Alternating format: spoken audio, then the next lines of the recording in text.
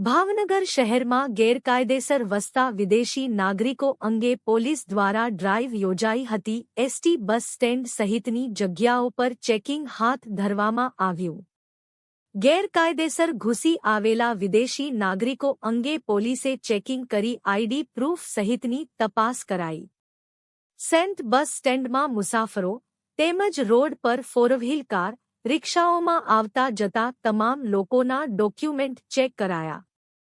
સમગ્ર ચેકિંગમાં નીલમબાગ પોલીસ મથકના પીઆઈ તથા સ્ટાફ મોટી સંખ્યામાં સાથે ચેકિંગ કરાયું.